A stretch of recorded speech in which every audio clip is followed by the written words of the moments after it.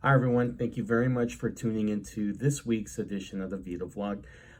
Just as a little note, if I sound kind of congested this week, I'm actually getting over something that hit me about a week ago, and I'm pretty much over it. It's just nasal congestion and things like that kind of linger for about another couple of days or so, so I might actually sound like this over the next few days. But I wanted to speak to you all about something really important, and this kind of coincides with an important anniversary. So this week, later this week, will make 8 years since I began my fatherhood experience in having children.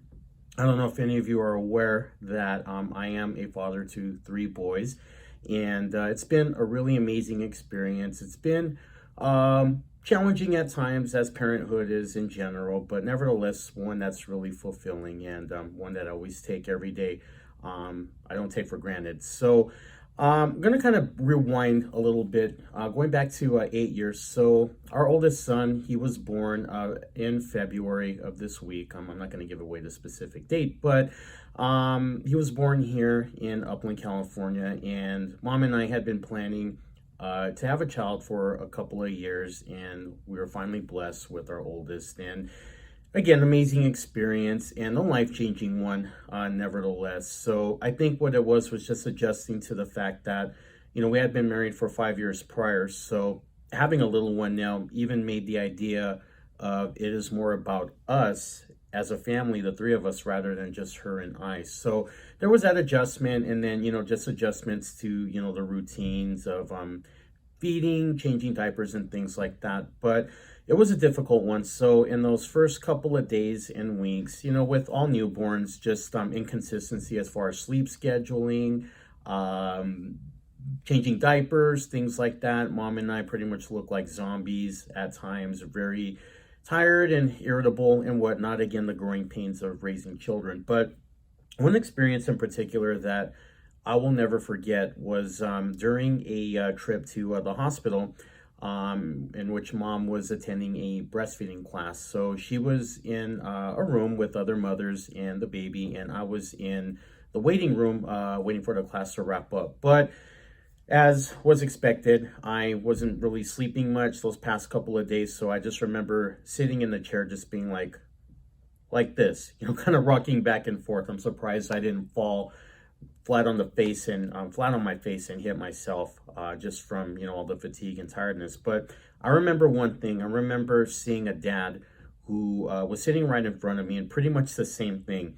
And then he looked up at me and he asked me, "Hey, is it kind of normal for a dad of a newborn to experience stomach aches when well, right after the baby was born?"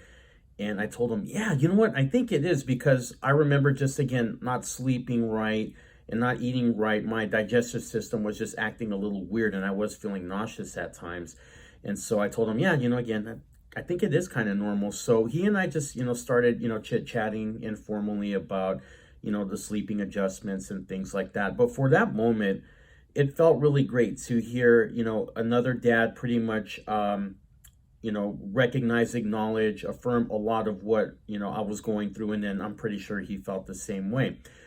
Very big mistake I made in that when the class was over, he left with his wife, and then I left with my wife. But I should have connected with this guy. I felt like, looking back at it, that he and I could have, again, we could have exchanged stories, experiences and things like that. But just to have that, acknowledgement that, yeah, it's really difficult being a newborn dad, just like it is being a newborn mom as well.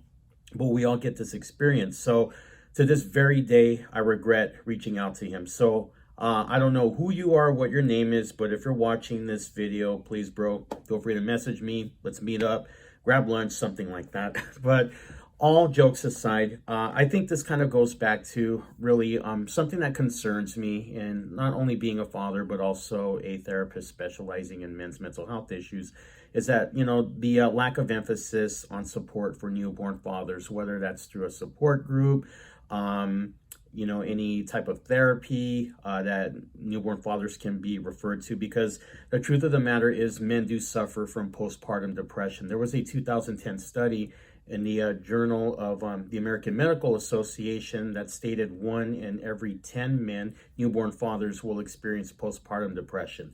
Now, the thing is that that's actually a reported number. We have to take into consideration to things like mental health stigma that really reinforce the idea amongst men that you don't disclose, your depressions, anxieties, things like that. You basically don't talk about your problems. That's not the manly thing to do. So that number is probably a lot higher. And this study is 10 years old. So I'm also guessing that could add to the numbers being a lot higher. But I guess, in me being, again, like I said, a professional, a therapist specializing in men's mental health issues, is that I can, continue to promote, this work, really reinforce the idea that we need to offer support to our newborn fathers, to men in general. But, really, I can't do it all alone. So if any hospital administrators are watching this, any of my fellow clinicians are watching this, please, take a moment if you're working with any clients where there is a newborn father involved. So, for example, any of my clients, who might have a woman that they're working with, and mom just gave birth to a daughter, son, or whatnot, and she's also noticing that her partner, spouse is just, not himself lately, really encouraging him to seek out support.